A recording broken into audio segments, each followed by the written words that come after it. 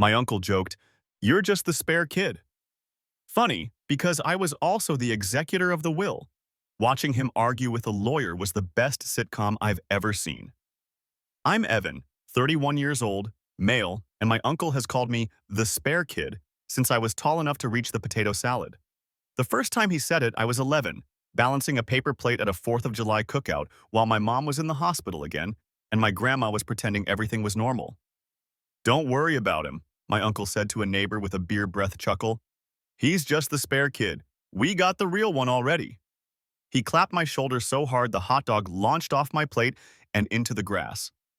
Everyone laughed because that's what people do when a bully smiles in a polo shirt. My uncle is Gary, 58 years old, male. My mom's older brother, the self-appointed head of our family since my grandpa died. Gary collects titles the way other men collect tools. HOA president, acting foreman at his job, and now the role he wanted most, grieving elder, since our grandmother Ruth passed last month. Except there's a line in Ruth's will he didn't expect. I appoint Evan as executor. Me, the spare. The day I learned, I was sitting at Ruth's kitchen table, the one with the cigarette burns in the lacquer and the crusted ring from her forever tepid tea. The lawyer slid a yellow legal pad toward me, tabs neat as organ stops. Inventory, assets, contacts. The handwriting on the first page wasn't the lawyer's, it was Ruth's, the same slow, careful loops she used on birthday cards. "For Evan," she'd written, underlining twice. My chest went hot and tight like a swallowed sob. I tucked the pad into my backpack like contraband. Gary didn't know yet. He was still performing grief, arms around cousins he hadn't hugged since 2012, loud prayers he never said before, gripping the back of Grandma's floral couch like a pulpit. His wife, Dana, 55 years old, female, hovered nearby counting casserole dishes like assets on a spreadsheet. Their daughter, Laurel, 29 years old, female, Gary's golden child, posted a selfie by the peonies with IYKYK, as if death were a secret club. Me? I stood in the hallway staring at the wall where Ruth had kept a crooked frame of our whole family. The glass was spidered from a crack I'd put there years ago when Gary knocked into me accidentally during Christmas photos. He'd made a joke then, too. Even the frame knows which kid is disposable. We never fixed it. Ruth said the crack helped her remember the truth, that things break even when everyone is smiling.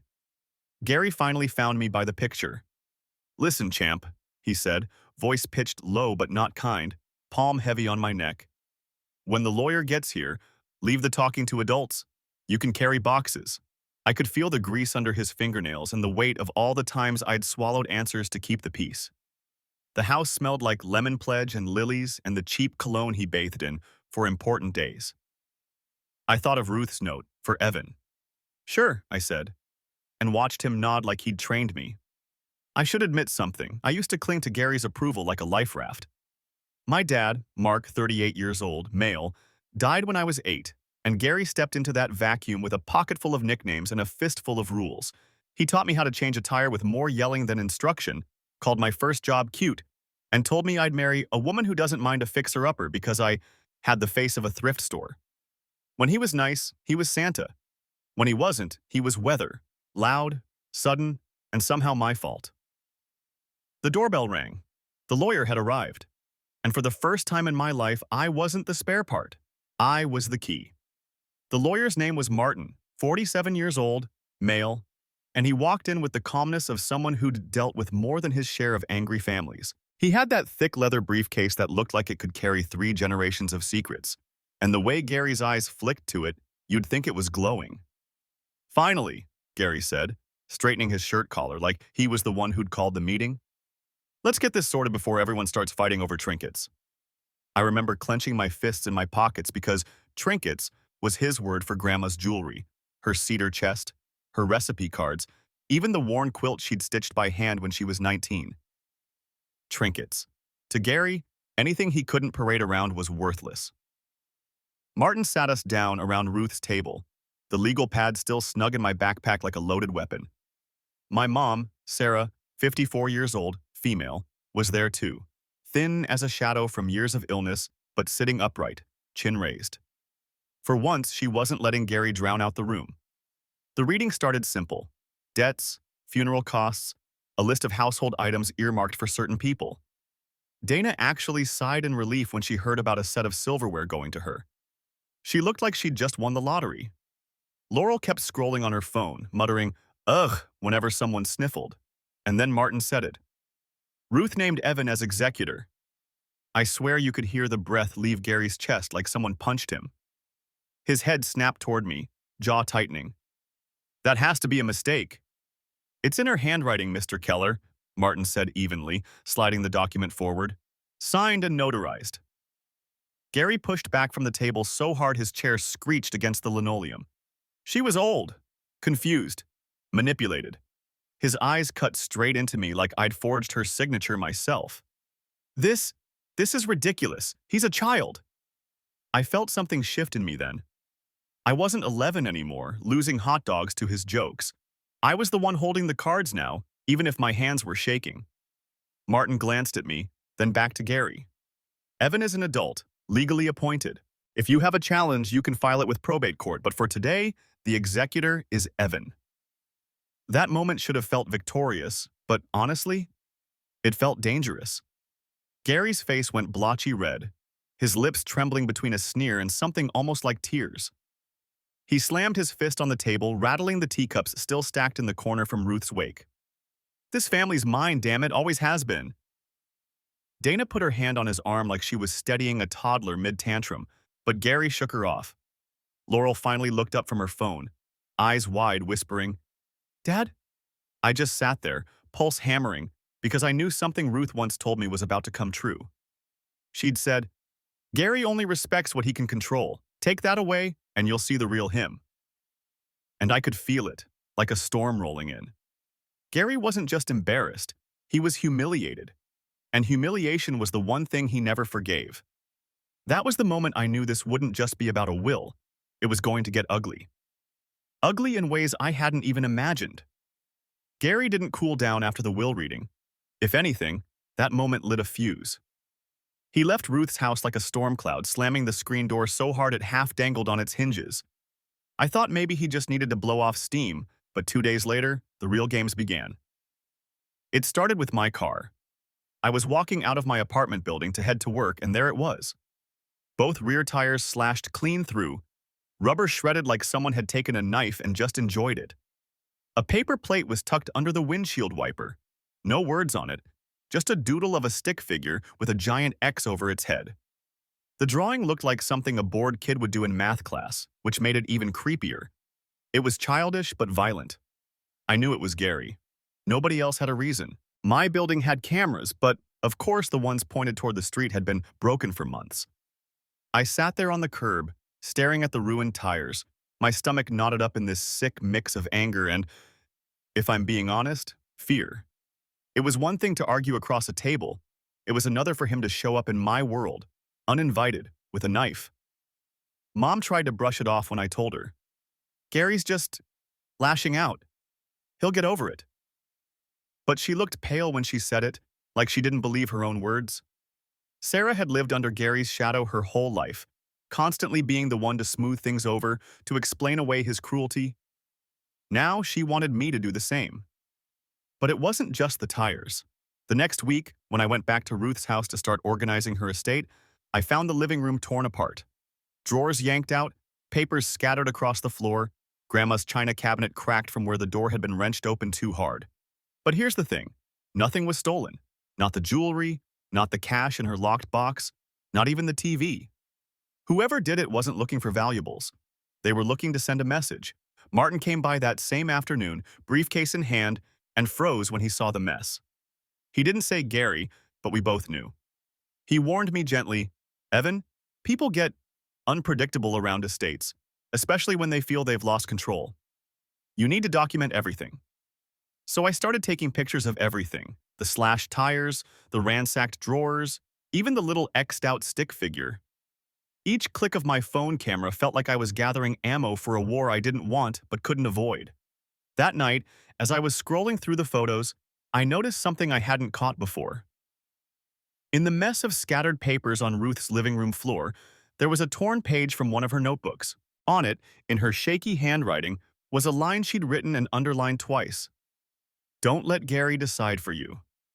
I sat there staring at those words until my eyes blurred. She had known. She had known what he'd try to do. And suddenly, the fear I'd been carrying around turned into something else. Not peace, not courage exactly, something sharper, something closer to rage. If Gary wanted a war, I was done waiting for him to throw the next punch. Because I had something he didn't. The will, the truth, and Ruth's words written in black ink. And I was going to use every damn one of them. I didn't have to wait long for Gary to make his next move. He called me one night out of nowhere, late enough that my chest tightened when I saw his name flash across the screen. I almost didn't answer, but curiosity got the better of me. The second I picked up, I heard shouting in the background. Kids crying, Dana's voice screeching, "Stop it, Gary!" And then his voice, raw and ragged. "You think you can steal from me, Evan? You think Grandma wanted you to run things? You're nothing. You've always been nothing." I hung up. Not because I was scared to hear him, but because I didn't want to give him the satisfaction of me listening. I set my phone down, heart pounding, palms sweating like I'd just finished a fight I hadn't even been in. The next morning, my neighbor knocked on my door. She looked nervous. "Hey, there was a guy standing outside your building last night, just staring at the buzzer panel. Older guy, kind of heavy, red face. I almost called the cops, but he left after like 15 minutes. That was it. He'd crossed from petty vandalism to showing up at my home. My stomach dropped, but I kept my voice calm when I thanked her. Inside, though, I was vibrating. I wasn't going to play defense anymore. So I reached out to Martin. We met at his office, mahogany shelves, family photos, the smell of strong coffee. I laid everything out. The slashed tires, the break-in at Ruth's, the phone call, the neighbor's sighting. I showed him the photos I'd taken. Martin listened quietly, steepling his fingers like some patient chess player. Finally, he said, "Gary thinks this is about property. You need to show him it's about legacy. That's what scares him." That line stuck with me. Legacy. Gary didn't want Ruth's money as much as he wanted Ruth's authority. He wanted to be the one everyone bowed to, the one people had to come to for permission. He couldn't stand that Ruth had skipped over him and handed that torch to me. So I started planning something. Something that would cut Gary in the one place he never let anyone touch, his pride. The first step was simple. I announced a family remembrance night at Ruth's house. No lawyers, no court, just food, photos, and stories. I invited everyone, cousins, neighbors, even old church friends Ruth hadn't seen in years. Dana RSVP'd with a cautious, "We'll see," which was basically her saying Gary hadn't decided yet. When Gary heard, I got another call. This time, he didn't yell. He laughed. A long, low, mocking chuckle. "You? Hosting? You don't have the guts to pull that off. No one listens to you." But that was the thing. It wasn't about them listening to me. It was about them listening to Ruth. Because tucked inside my backpack, next to the legal pad and the will, I had that torn page. Her words in shaky ink. "Don't let Gary decide for you." And I knew exactly when and how I was going to let everyone hear them. That was the moment it stopped being his game. It was mine. Update. Hey, it's me again. I didn't expect this to blow up the way it did. I honestly thought a handful of people would skim past, maybe drop a "sorry for your loss," and move on. Instead, I've been scrolling through hundreds of comments and DMs, and it's surreal. First off, thank you, really. Reading strangers tell me, "You're not the spare, you were the choice," hit me harder than I expected. I didn't realize how much I'd internalized Gary's voice all these years. Some of you even pointed out that Ruth naming me executor wasn't just paperwork. It was a final act of trust, almost like her way of rewriting the narrative Gary shoved down my throat. That messed me up in a good way. Of course, not everyone was supportive. A few people slid into my messages saying I was power tripping and should just hand Gary the will to keep the peace. One guy literally wrote, "You're just poking the bear." Well, maybe I am. But here's the thing. Gary's been poking me my entire life. If standing my ground is poking back, then yeah, I'm doing it. Some of you suggested police reports. I want to be clear. I did document everything with Martin, and yes, I've started a paper trail. The cops around here aren't exactly swift to act unless someone's bleeding, but trust me, I'm not letting this go unrecorded. Now, about the family remembrance night. Oh my god, y'all weren't kidding when you said it could go nuclear. Half the comments were like, do it, expose him in front of everyone, was so, and the other half were like, you're going to end up with fists flying in the mashed potatoes. Both might be true, honestly. But here's what I need you to know. Ruth's words, don't let Gary decide for you. They've been echoing in my head nonstop. And I've realized something. Every time Gary's torn me down, it was always in private, or in those half-joking digs where everyone laughed and I was left humiliated. He controls the narrative by making me the punchline. So this remembrance night, it's not just for closure, it's my stage. For once, everyone's going to see Gary for who he really is without the laugh track. Martin helped me make copies of Ruth's note and parts of her will. I've got a plan to share them at the gathering, but not like a dry legal reading. I want people to hear Ruth's voice, her handwriting, her clarity, her decision. And when Gary inevitably explodes, because he will, he's going to show the real him. Some of you joked about grabbing popcorn for the showdown. Honestly, same. Except the difference is this isn't a show for me. This is my life. And I'm finally ready to stop being the spare. The Remembrance Night is in 2 days. I'll let you know how it goes. And to the commenter who said, make sure the broken picture frame is on display? You just gave me a wicked idea. The night of the remembrance, the house felt like it was holding its breath. Ruth's living room was packed shoulder to shoulder, cousins I hadn't seen in years, neighbors who brought trays of cookies, even a couple of her old bingo friends in pastel sweaters. I'd set out photo albums, her quilts, and that crooked family picture with the spidered glass front and center on the mantel. I wanted it there, like a quiet dare. At first, it felt almost normal. People laughed at old stories, passed plates of food, flipped through albums. For a few precious minutes, I could almost forget the tension building in my gut. But then the front door opened, and in came Gary. Dana, trailing behind with tight lips, and Laurel 2 steps back scrolling on her phone like a shield. Gary looked around like he owned the place, his face already flushed, his shirt unbuttoned 1 too many notches like he was trying too hard to look casual. He clapped people on the back, barked loud greetings, and when he spotted me, his smirk could have curdled milk. Well, look at you running the show, he boomed, like it was a joke. Guess they let the spare kid borrow the microphone tonight. The room went quiet in that sharp, awkward way where everyone's pretending not to hear, but they all do. My hands shook, but I smiled. Yeah, I said. And tonight, I've got something of Grandma's to share. I pulled out the folder from my backpack. Not the will yet, just the note. Ruth's handwriting, the shaky loops, the underlined words, don't let Gary decide for you. I held it up so everyone could see. Grandma left this in her things. She wanted me to know she trusted me. Not Gary, not anyone else. The silence was heavy. You could feel the air shift.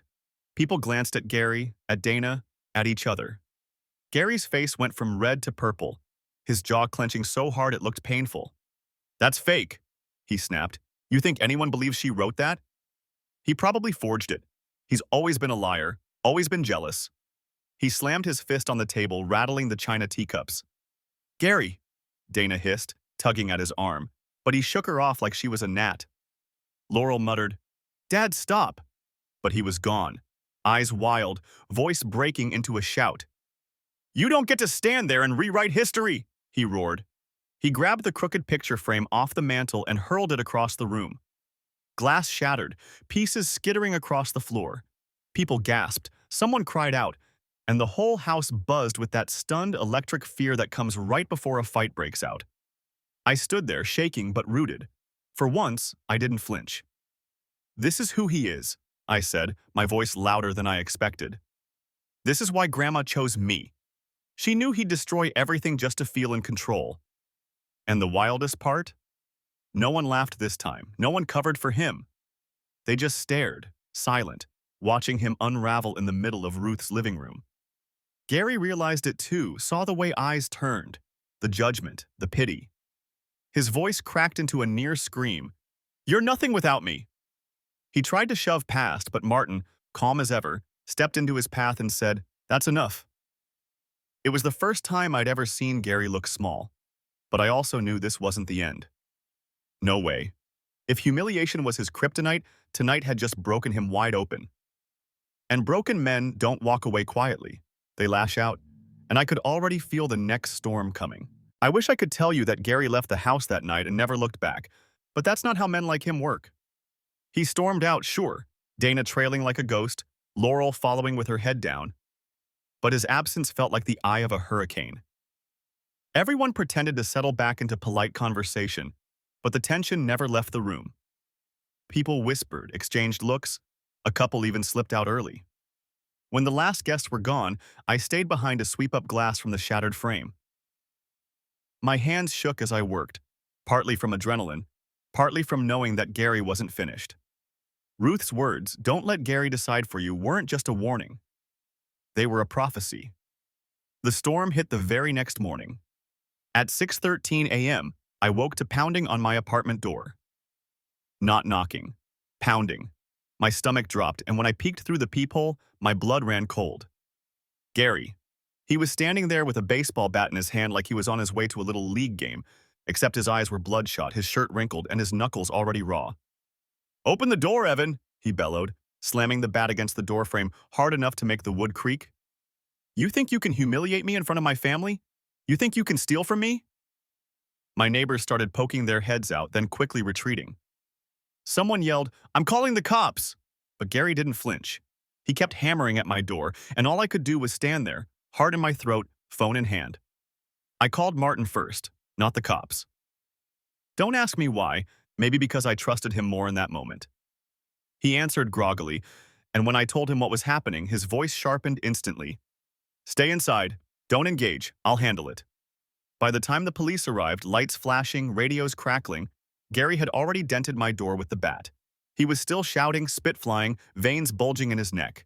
When the officers tried to talk him down, he shoved one of them so hard the guy nearly tripped over the stairwell railing.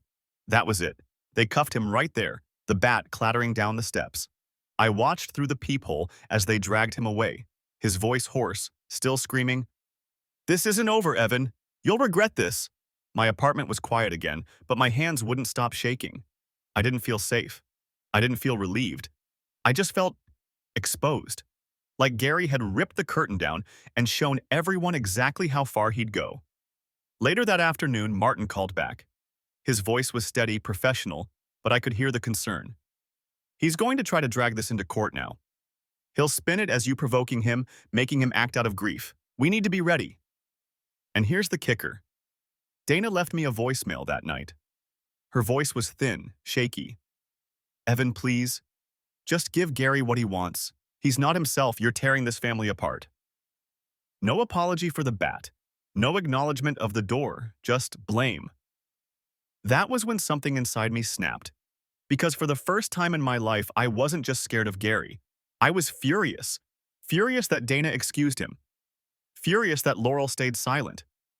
Furious that my mom had always let him dictate the terms of peace. Gary thought he could rewrite Ruth's legacy with fear and violence. But now it was my turn to write the ending, and I was going to make sure he could never crawl out from under it. Update 2. All right. Back again because holy hell, things escalated faster than I thought they would, and I owe you all the receipts and vibes. I've been reading comments, DMs, and even a few voicemails, looking at you, Dana, and I wanted to say thank you, and also, you were right to worry. First, the nuts and bolts people. Yes, I filed a police report the morning after the bat incident. The officers took photos of the dented door, the scuffed stairs, and the bat. Martin pushed hard for me to document everything. The tires, the broken frame, the ransack at Ruth's. So we now have a full packet with timestamps and photos. If Gary tries to gaslight this into provocation or grief, we've got a trail. Someone in the comments literally said, "Paperwork is armor," and I couldn't love that sentence more. It's true. I feel armored. Second, legal moves. Martin moved faster than I expected. He helped me file for a temporary protection order, and there's a preliminary hearing scheduled in a couple of weeks. That doesn't mean it's over. Court is a messy slog, and Gary will bring noise, claims, witnesses, whatever he can. Martin warned me he'll try to paint me as the antagonist. One commenter DM'd, "Don't let him make you the villain on purpose." I screenshot that, and it lives in my phone like a talisman. I also started getting a lot of DM advice, some amazing, some wildly unhinged. Standouts. Press charges and get a restraining order. Yeah, done. Set up cameras, record everything. Done. I bought 2 obvious cameras and 1 hidden dash cam for the car. If Gary shows up again, it won't be hearsay. Publicly humiliate him back. Trust me, y'all already saw a version of that at the Remembrance Night. Some of you urged restraint, others wanted theatrical revenge.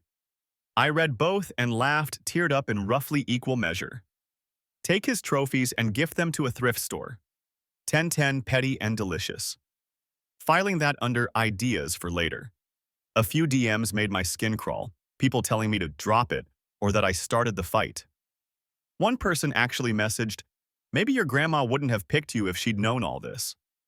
I deleted the message and unfriended the shade. Some people were cruel. A lot were kind.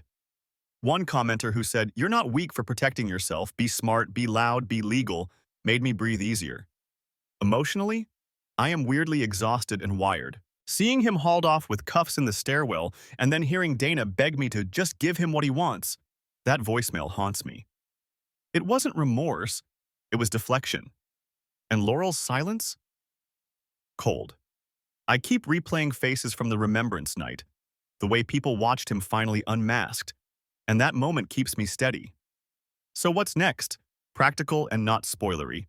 Martin and I are prepping the paperwork, gathering witness statements from folks who were at the Remembrance Night, and organizing a timeline of his escalating behavior. I'm also keeping a daily log, dates, times, anything that feels relevant. Someone in the comments recommended a journal with numbered entries. I bought one and started writing like a lunatic. It helps. For the people asking about revenge, yes, I've been reading the creative suggestions. For the people pleading, don't do anything reckless, I hear you. I won't do anything illegal. But you also asked for poetic consequences, and I promise the story's not over. There's still a payoff coming that's cathartic, legal, and meaningfully humiliating for him.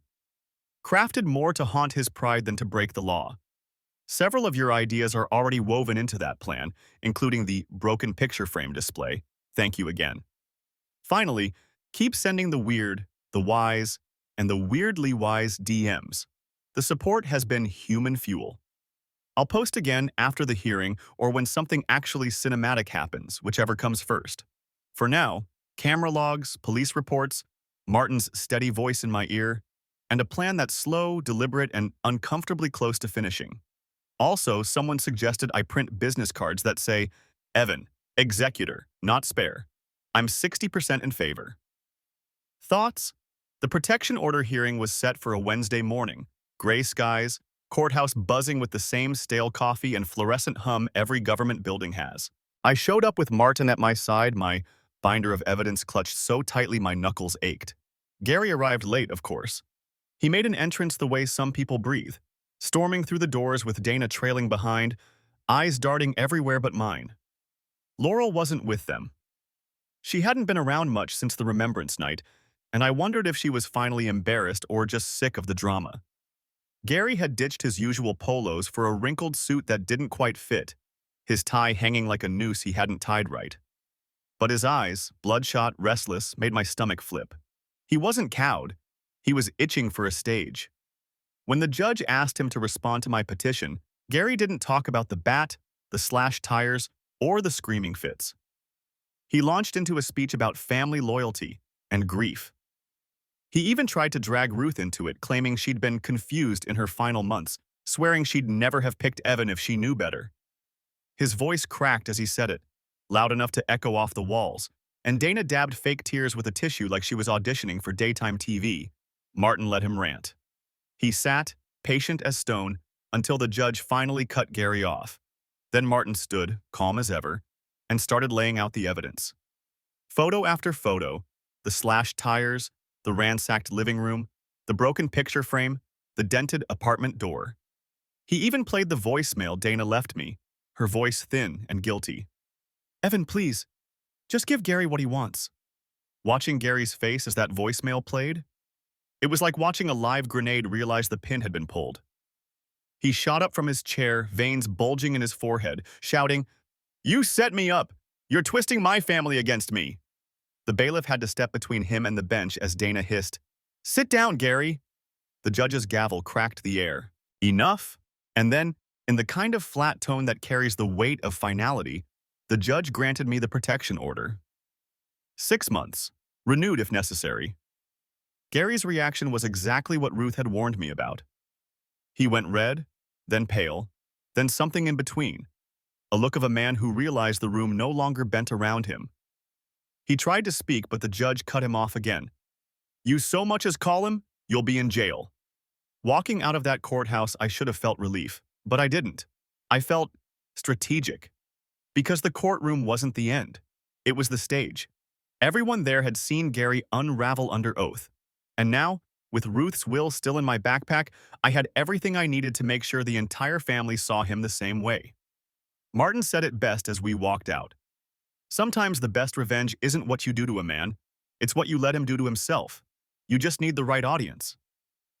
So that night, I started making plans. Plans for the estate's final gathering. The big one, where the division of property would be announced, witnessed by every last relative, neighbor, and hanger-on who thought they had a claim. Gary thought the Remembrance Night humiliated him. He had no idea what was coming. The final estate gathering was set for a Saturday afternoon at Ruth's house, neutral ground, though by now it felt like a war zone. Word had spread, not just through family but through neighbors, church friends, and anyone who wanted to watch the drama. It was packed, standing room only, like a twisted family reunion. I had the documents in order, the will, Ruth's note, the inventory lists, but I had something else too. The broken picture frame. I'd had it carefully reassembled, glass shards glued back into place, cracks still visible like scars. I set it on the mantel again, centerpiece of the room. Symbolic, intentionally bait. Gary arrived in his wrinkled suit again, Dana glued to his side, Laurel trailing far enough back to look like she wanted to disown her own last name. He strutted in, red-faced and sweating, muttering loud enough for everyone to hear. "All this over trinkets." Martin cleared his throat and began reading the will. Simple, formal, no drama, at least until he got to the part where Ruth's estate, including the house, was officially in my control. You could feel the shift in the room, heads turning toward Gary. And that's when he broke. "You think this is real?" he shouted, shoving his chair back so hard it toppled. "You think this piece of paper erases 50 years of me running this family? He's a joke. He's always been a joke." Gasps, whispers, someone muttering, "Here we go again." I stood slowly, holding Ruth's note high so everyone could see. "Grandma knew what she was doing. She trusted me, not you. She told me not to let you decide for me anymore." I walked to the mantel, picked up the glued frame, and held it out. The room went dead silent. "This frame broke the day you shoved me during family photos. Grandma never fixed it. She said it was a reminder that smiles can hide cracks." I set it back down. "And today, everyone here gets to see the cracks in you." Gary lunged toward me, face twisted, spit flying as he screamed, "Liar! Manipulator!" But before he could reach me, Laurel stepped in front of him. Oh, her voice was small, but it cut like a knife. "Dad, stop. You're embarrassing yourself. Grandma chose him. Not you. Everyone sees it." That was it. The shift. The room turned. Cousins, neighbors, even Dana's face flushed with something like shame. The man who'd controlled every room his whole life was finally cornered by his own daughter's words. Gary froze, chest heaving, eyes wild. And then, in a last desperate move, he swung his hand at the glued frame on the mantel, trying to break it again. But this time it didn't shatter. It held, cracks and all, standing firm. The symbolism wasn't lost on anyone. He staggered back, defeated, while Martin calmly announced, "Per the will, Evan is executor. Any further disputes will be handled by the court. This meeting is adjourned." Gary left without another word. No storm, no speech, just a broken man walking out of a house that no longer belonged to him. I stayed behind, surrounded by people offering quiet nods, pats on the back, even apologies for not seeing sooner what he was. I didn't need their validation, but I'd be lying if I said it didn't feel like oxygen after years of suffocating under Gary's shadow. Later, when the house was empty, I stood alone in Ruth's living room. I touched the cracked frame, still upright on the mantel. Not perfect. Still broken, but unshaken. And for the first time in my life, I didn't feel like the spare. I felt like the choice.